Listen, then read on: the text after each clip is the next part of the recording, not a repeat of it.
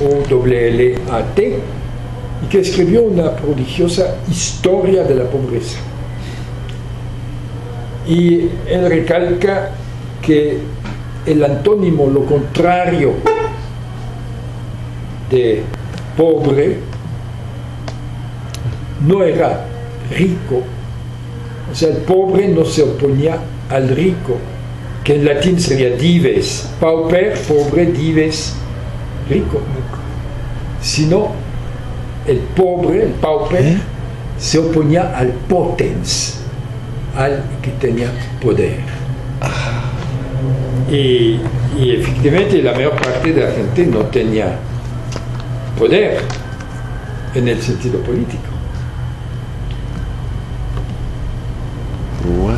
Así fue como comenzaron a asociar entonces riqueza y poder. Pues porque no es el opuesto, pero sí marcó una relación entre las dos palabras, riqueza y poder. Pero es muy difícil asociar la riqueza con el poder en el medioevo. Pero en la percepción. Pero también puede ser que ahora esconden el poder atrás de la riqueza. Claro. No hacen creer que mucho dinero, mucho papel es poder, es riqueza, pero no sería verdaderamente poder. No. El poder lo va a tener la parte dominante. Pero sí hay una asociación de las dos ideas. Claro. Sí la hay. Pero el que detenta el poder va a ser el que generalmente tiene es el dominante. Aquí la relación que yo veo sería en su lucha de el dominante cuando deja de tener el poder. Por ejemplo, ahorita esa es la cuestión. Yo creo que el poder es lo que está ahorita en pugna entre la parte dominante y el pueblo. Pero ¿quién tiene realmente el poder? Pero esta es una forma para que la gente no, para mí, delegue el voto, delegue el poder a otras personas voluntariamente, pensando que sí se puede delegar el poder, tanto yo busco la riqueza. Así que de una forma le entregamos el poder porque nosotros estamos buscando la riqueza. O hay una ausencia. Entonces, como no hay poder y si hay dinero, sí que hay poder. Por eso. El poder lo tiene. Pero cuando hay una ausencia, entonces si no hay, por ejemplo, la capacidad de convocar a personas, si no tienes el poder para convocar a personas y cuentas con dinero, entonces utilizas ese vacío. No te entiendo bien el vacío. Sí, porque hay si tú tienes una ausencia, entonces la buscas satisfacerla con algo. Sí. Entonces, si no cuentas con poder, pero sí con dinero. Sí, pero para mí te hace tomar una carretera más larga, porque hay que recuperarse. Uno entiende que es pobre y que ahora esto me gustó muchísimo, lo apunté, que para resolver mi problema de pobreza necesito buscar poder. Ya entiendo que no necesito buscar dinero. Entiendo, necesito buscar poder. Significa ya basta delegar a otra gente que haga las cosas. Nosotros tenemos que tener el poder de decidir las cosas. Y entonces ya va a tomar más conciencia que estos partidos políticos no sirven. Votar a algunas personas no sirve porque le estamos entregando el poder. Le estamos entregando el poder en lugar de buscarlo, porque para resolver el problema de pobreza hay que recuperar el poder. Y si nosotros voluntariamente lo entregamos, no hay salida. Yo creo que hay filósofos últimamente que han tratado de clarificar la diferencia entre poder y lo que podríamos llamar la potencia. En latín hay una diferencia entre potestas y potencia. Y lo que llamamos poder, potestas, es una relación generalmente a cosas materiales o a personas reducidas a cosas materiales. Cosas o gente que se pueden explotar. Y la potencia es una idea que profundizó mucho el filósofo Spinoza, filósofo de origen español que vivía en Holanda.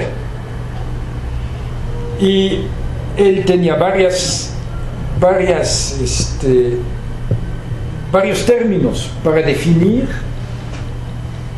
la potencia como algo interior, es algo que ejerces sobre ti mismo. Él usaba también la palabra conatus, que es la capacidad de una cosa de seguir en su naturaleza y la búsqueda de realizar esa naturaleza. Viene de un verbo deponente, como dicen en latín, que es conor, que quiere decir perseguir en lo mío. Un término popular mexicano que expresa eso sería la injundia. Seguramente conocen la palabra injundia. Sí. Me parece lo que se tira en el piso. No. No.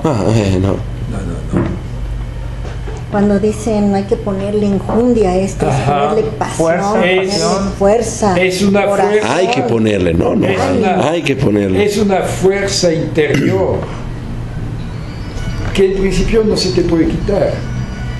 Es lo esencial tuyo. Y es la voluntad de seguir en lo que eres.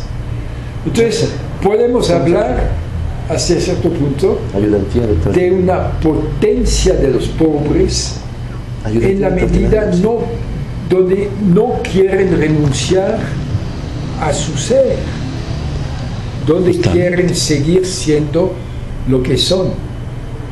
¿Y qué son? La cultura tradicional, pues es gente dotada de medios de subsistencia, es gente que puede en gran parte sobrevivir o vivir autónomamente. Es un concepto muy ligado a la autonomía. Y lo que hoy, con los conceptos modernos, con la asimilación de la pobreza a la falta de bienes económicos y de servicios, necesidades, ¿sí?, se burla esa injundia, se burla podríamos decir, conatus, y es el peor despojo que se ejerce hacia los pobres, quitarles su naturaleza. Hacia el ser humano. Su aspiración. Hacia el ser humano. Su aspiración a vivir. Porque también hay ricos que... Entonces, unos se dejan engañar y en vez de defender su territorio, estamos aquí en la ayudantía, su cultura, hasta su lengua, quieren adquirir los bienes de una civilización dominante, totalmente vendida está bien. a los valores económicos. Está bien. Porque los rebasó. Fueron rebasados, o tentados. Sí, fueron hasta cierto punto rebasados. Entonces, por un lado, se les suministra bienes, comida chatarra muchas veces, pero al mismo tiempo se les quita su territorio. Es una de las grandes luchas de México, la lucha por los territorios.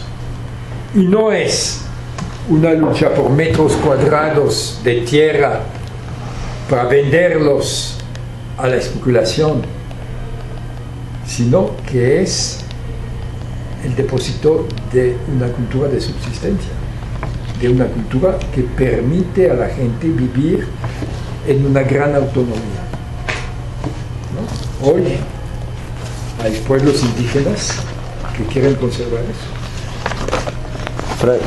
Francisco Alday, compusimos por la subsistencia del ser humano. Sí, sí, sí. Pues sí. Amistades, subsistencia. Sí, sí. No, ese concepto de subsistencia es muy importante. Y logran decir cuando una economía, esta es una economía de subsistencia, diciendo que es una economía que no funciona. ¿Cómo? O sea, algo que no sirve, esta era economía de subsistencia. Lo minimizan. Lo minimizan. En lugar de... Porque rompieron todos los límites. Lo que no circula la moneda.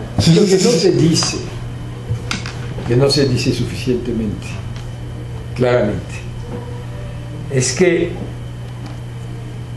los campesinos tradicionales, que abarcan campesinos de subsistencia, pero también campesinos que viven del mercado. Ahora, muchos campesinos tienen una vida en parte de subsistencia, porque todavía producen una parte de lo que comen, pero también producen para el mercado. Pero esa agricultura tradicional, que ocupa actualmente un poco menos de 20-25% de las tierras cultivables, produce todavía la mayor parte de los alimentos en el mundo. Sí, eso dijo Collado en el Foro del Agua. ¿Ah, sí? Hasta 60%, si se cuentan los granos, el maíz, la leche. El caso de la leche es muy claro. En muchos países, los campesinos tradicionales producen hasta 90% de la leche.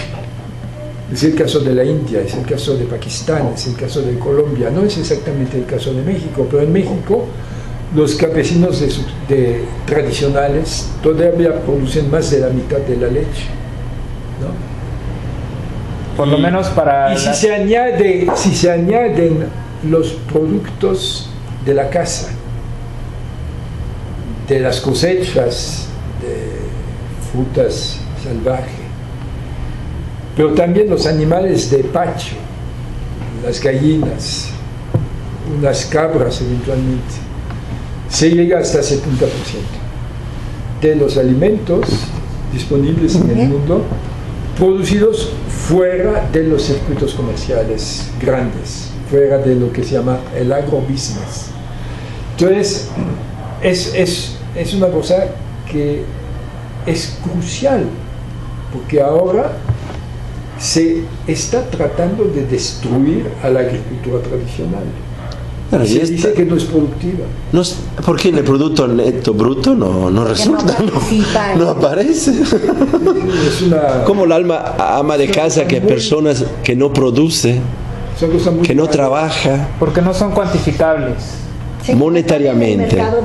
Monetariamente. Es que en realidad sí podría haber forma de, digamos, de monetizarlas, pero como el interés de ese grupo es la subsistencia, entonces pasa a segundo plano el llevar esa documentación, ¿o no? Un caso muy crítico en México es el caso del maíz. México es una cultura que vive en una relación de coevolución con una planta, sí, que es el maíz, pero con todas las plantas que van con la milpa, como por ejemplo el frijol y otras plantas. Calabaza. ¿Sí? Pero hay una coevolución entre el maíz y la cultura mexicana.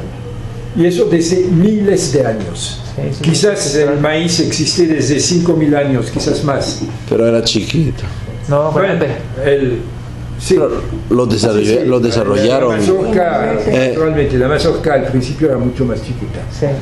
Pero el caso es que se diversificó y existen ahora centenas de variedades de maíz criollo, todas únicamente adaptadas a un territorio, sí, en el que puede prosperar la planta sin insecticidas, con pocos fertilizantes, sin químicos y muchas veces sin irrigación, o sea, cultivos de temporal, ¿no?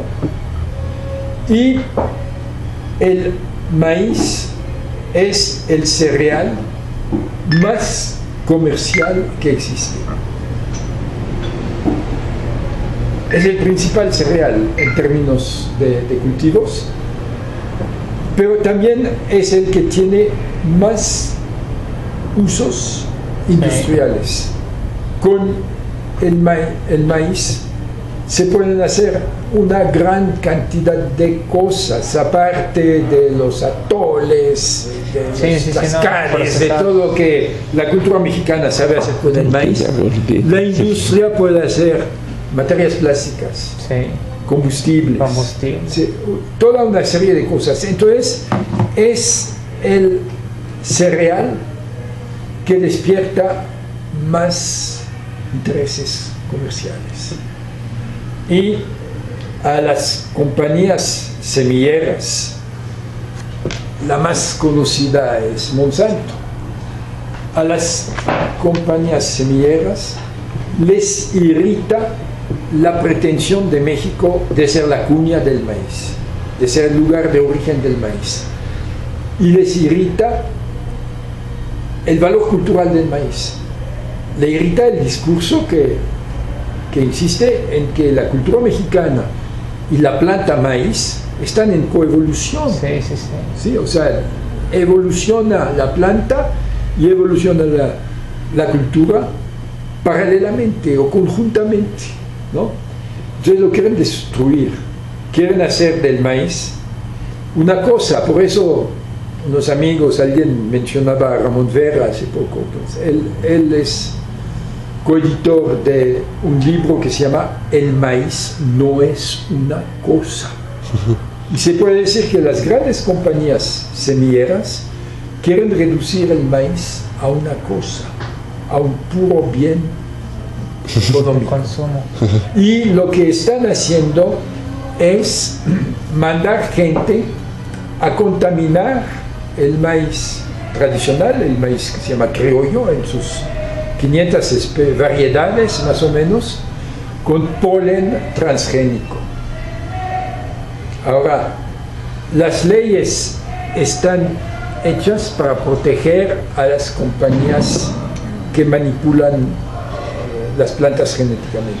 Ellos hacen las leyes, ¿no? Por las patentes. Y hay una ley que dice que si una compañía semillera descubre que el maíz de Tumilpa tiene genes, como que evolucionó dicen. Para mí la palabra gen no se debería de usar tanto, pero moléculas especiales o que contienen genes de Monsanto te puede multar. Derecho de autor. Por derechos Por de derecho de propiedad. autor, por derecho de propiedad, ¿no? Sí, lo Es hacen. una cosa sumamente perniciosa, es una trampa de la cual es muy difícil liberarse. La Unión Europea ha decidido que es reado intercambiar semilla. Está en contra de la ley. Yo tengo alguna semilla, tú tienes otra, la intercambiamos, la trocamos. ¿Sí? Ilegal. Sí, en México también. Sí. En México ya. También en México. Sí, el intercambio libre de semillas está prohibido. Por eso hay que hacerlo. ¿Sí? Pero eso es nada más una alusión a lo que no ven los economistas. Parte de la agricultura de subsistencia es la libertad del campesino de seleccionar sus semillas del año próximo entre los granos que cosechó este año. Él debe de poder seleccionar. Y no solo de los propios, sino de las cosechas de, digamos, de toda la zona. Porque no solamente intercambian de lo que uno cultivó. No. Saben que además les conviene intercambiar semillas, Sí. porque entre mayor, la cuenca de origen de una especie o de una variedad, mayor estabilidad tiene la planta, más subvariedades tiene para hacer frente a cambios. Y aparte la cuestión social, porque ese intercambio enriquece las relaciones, o sea, los y hace campesinos un siempre, tejido social muy fuerte. los campesinos siempre, sobre todo en México, siempre han practicado intercambios de semillas. También tenía la función de medio de cambio. Pero eso Siempre se es esa acepta. cultura del maíz, Es negativa, ¿no? esa cultura, Es este contraria. conocimiento de las semillas, esa capacidad de cultivar en temporal, sin irrigación, Dos cosechas es anuales. parte de la subsistencia. O sea, lo que llamamos subsistencia es un conjunto de saberes tradicionales que hay que preservar, ¿Se podría definir amenazados. de cultura de subsistencia la que no usa la moneda? ¿O no? ¿O es demasiado No hay, Tendencioso. no, reductiva? Como no hay que buscar el tipo ideal. No Multifactorial. hay poca cultura de subsistencia pura. La mayor parte de los campesinos de subsistencia también venden una parte de sus Sí. productos. o intercambian, ahí O intercambian, ahí la intercambian, cosa todavía hay práctica de trueque, todo eso. Pero el sistema es muy fuerte. Pero está, Pero lo que está dependiendo llamamos- de la cantidad de gente que está, digamos, viviendo cerca de esa comunidad. Porque digamos que dependerá de la cantidad de gente que está viviendo cerca de ese lugar, porque digamos que en menor número de población podría ser mayor la cantidad de personas que están dedicadas a la cultura de la subsistencia, pero entre más empieza a haber gente, entonces ya se empiezan a ser persuadidos por los medios de intercambio y ellos mismos ven la posibilidad de salir también de ese ciclo que ellos están llevando. Mira, yo lo veo con lo de la feria. Cuando viene la feria, los mismos artesanos compran algunas cosas e intercambian otras. Y no tiene que ver con que sean cercanos, porque viene, por ejemplo, el que viene de Tlaxcala, ¿sí? Y hace intercambio con el de Oaxaca. Y hacen sus intercambios para su subsistencia en el sentido de comer aquí, de alimentos. Pero para los días. Acá, para los que Los están, días sí. que está en la feria. Ajá. Incluso con la gente local, con el que a veces les da alojamiento a cambio de o las cobijas o esto. O sea, yo creo que los mercados, tal vez esa no sea la palabra. A lo mejor los tianguis tengan una diferenciación, no sé. Pero sí hay intercambio sin moneda con personas que vienen de varios lugares. En un espacio que nosotros llamamos mercado. El mercado es el lugar donde se hacen los intercambios. Ahora se hacen intercambios a través del dinero. de la moneda. De la moneda. Porque el dinero, Ok, de la Sí, moneda. cacao, Yo producto. creo que aquí en México se hace todavía una diferencia entre el mercado y el tianguis. El mercado, la plaza, y el tianguis. La palabra tianguis es una palabra mexicana, náhuatl. Sí. No, bueno. El spam. ¿Qué significa tianguis? Ahora pienso que Yo creo que mercado. No, pero significa algo. Lugar de reunión. No, significa algo como el suelo. porque esa pizza Es un mercado pone, en el que generalmente los que venden ponen sus productos en el suelo. por eso se llaman En- puestos. pero yo pienso que tianguis es un mercado donde la gente tiene su producto a vender. Pero Pero no la tiene- característica del tianguis, ahora lo que todavía se llama el tianguis en Cuernavaca, ha perdido esa característica. Pero la característica del tianguis es que no tiene estructuras fijas. Es una plaza en la cual puedo venir libremente a ofrecer mis productos. Y no pretendo establecer una posesión sobre un puesto. Eso es la idea del tianguis original. Se parece a un encuentro de amigos. En cambio- Nos vemos en la plaza.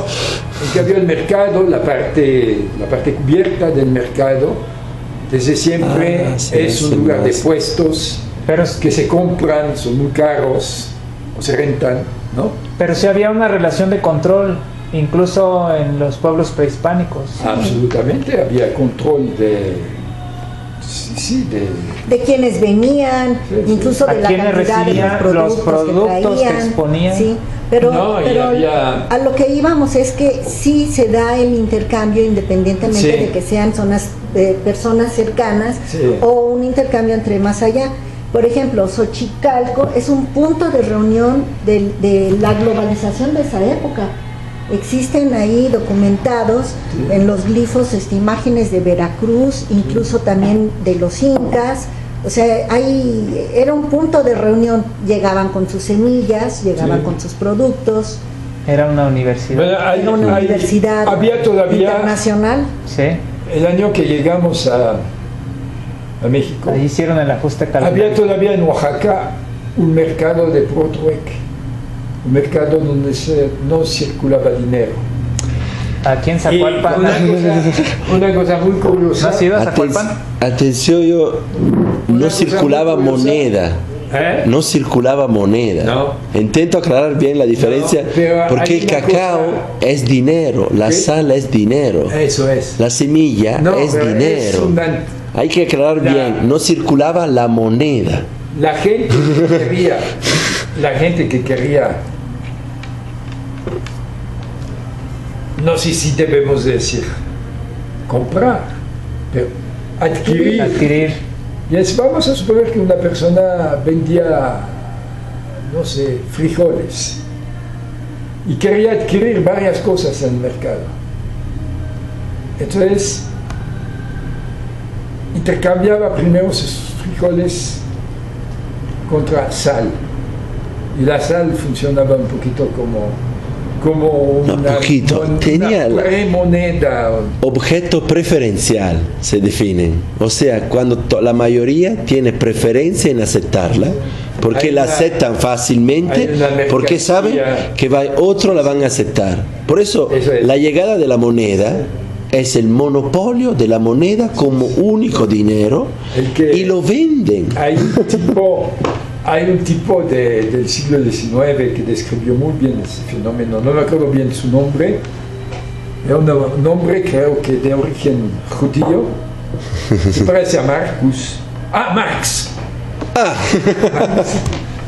Marx, Curiosamente. Marx en el primer capítulo del Capital dice que antes de que existiera la moneda, en esos lugares donde se practica el trueque, hay una mercancía, un bien que adquiere un estatus especial, que es precisamente el estatus de la Objeto de la preferencial. sal. Y de la moneda, ¿eh? Y también Y en de la los moneda igual. mercados, en los tianguis de la vieja México, de Tenochtitlán, el cacao tenía esa función. Sí, ma, pluma, caracoles, Cacao. leña, obsidianas. Y naturalmente las telas y las hachas. Sí, Las las hachas hachas de también. hierro. En el Perú incaico, sí. Es que Y trueque. los inspectores del Gran Tianguis de Tlatelolco tenían también como función perseguir a los falsificadores. Es claro, por el monopolio, le quitaba el negocio, el derecho de autor. No. Pero había falsificadores de cacao, por ejemplo. Hay gente que sacaba la semilla Grande. y que llenaba el cascarón de arcilla. Entonces intercambiaban Hacías tu chocolate de lodo. Sí. falso Semilla de- chocolate de lodo, ¿no? Sí. Entonces, se ve en el Museo de Antropología, se ven escenas del Claro, mercado. y Era un lugar muy controlado. Sí, ma cuando pagamos con moneda, seguimos haciendo un trueque. ¿Eh?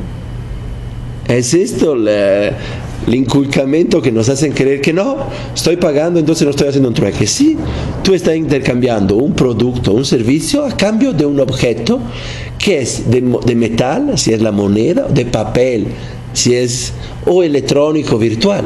Sigue siendo un trueque, sigue siendo un trueque. Y la moneda es el objeto preferencial. Es que no han hecho también inculcado, hecho Dios, la moneda que no es trueque, es moneda. Y todo esto es la mercancía que venden los bancos. Es un negocio fantástico esto de vender papel y vender el medio de cambio. Así que tú logras explotar el rico y el pobre, el que da el trabajo y el que lo hace. Tú estás siempre en el medio. Y ahora, la gente que quiere resolver el funcionamiento de la economía no anda resolviendo primero el instrumento. Si no resolvemos primero el instrumento que usamos en hacer funcionar la economía, nunca vamos a salir. Nunca vamos a salir. Es como en una partida de fútbol, en la pelota no funciona, está rota. Y tú cambia entrenador, cambia jugadores, cambia campo, cambia toda la estrategia y no se juega bien. Claro que no se juega bien. La pelota está rota. Es el medio de cambio que está roto. En México, en Guatemala, en Europa, en Estados Unidos. Sí. ¿Por qué está vendido con intereses y es privado? De los dueños de los bancos centrales que son privados. Si no se resuelve primero esto, ¿a qué sirve cambiar el entrenador, cambiar el portero si el instrumento es pudrido? Y sí, ya se sabe, la Federal Reserve va a quebrar antes del año 2020. Ya se está empezando a difundir muchos en internet. El Big Reset lo llaman ahora. ¿El Big qué? Reset. Se resetan las monedas, se empieza, ya cambian los valores. Yo por eso vine a México, pero híjole, 10 años que veo a México, se ha hundido. Sobre todo porque es la cultura que es el aspecto principal. Porque tú puedes cambiar, porque si tú puedes tener una economía de subsistencia, pero si tú quieres comprarte refresco, ir al cine, tomar un avión y todas estas cosas, por estos se necesita obligatoriamente moneda. Pero si tú quieres pasear en el monte, te hace las cosas, si tú culturalmente no tienes una visión cultural clara, ya quieres desear la moneda, no. Y sí, México en estos 10 años, los niños, la cultura juvenil ahora es súper consumista de la cultura originaria. Sí, no, he visto una decaída. No se toca tanto el tema. La generación más bien las nuevas generaciones ya están siendo adiestradas para la sociedad de consumo. Entonces, desde que estás presente en la escuela, te dicen qué comprar, dónde comprar. Contrario, por ejemplo, a mí todavía en la niñez me tocó que lo que necesitábamos lo construíamos. Salíamos y recolectábamos o conseguíamos los materiales para llevar a cabo una cierta tarea o un proyecto. Pero ahora no, ahora prácticamente tienes que llegar con la cosa hecha o te dicen dónde comprar o quién lo hace. Lo que hemos comentado, la diferencia entre el mecanismo de la autonomía y la heteronomía. Justamente la última parte del párrafo dice, ciertamente ni el poder, ni la riqueza, ni la pobreza, o sea, 3 aspectos, estaban relacionadas a la productividad de los grupos y de la gente. Hoy el poder, la riqueza y la pobreza están relacionadas con la productividad. Y este movimiento del sistema, de todo lo que nos dijo Jan del maíz, de desvincular el maíz con la conformación social, étnica, ¿sí? O sea, el sistema va a la destrucción de la raíz de los mexicanos. El Día de Muertos, que les decía yo que es un sentimiento de cómo nosotros como mexicanos somos una cultura en donde la historia nos es fundamental. O sea, lo que hicieron los ancianos, lo que hicieron los que ya se fueron, no hay que olvidarlos. Nos están rompiendo desde abajo. Lo de la educación, quitar la historia, lo que dices tú, de todo te lo hacen, pero les contaré lo bueno. Ayer uno de mis hijos antier se fue al Distrito Federal a tomar un curso para preparar cerveza artesanal. porque le dijeron, bueno, él porque quería aprender y saber cómo se hace y etcétera, ¿no? Pero en las partes de lo del curso les dijeron que en México se está dando este movimiento que ya en Europa es muy común y en Estados Unidos también, sí, que la gente produce su propia cerveza. O sea, pues es la cerveza, pero también son los panes, son los pasteles, es la ropa. O sea, se está dando, esa es parte de la resistencia que se está dando en el país. sí. Así que pronto los invitaré a la casa a tomar cerveza. Ay, ojalá. Sí. ¿Dónde quedamos?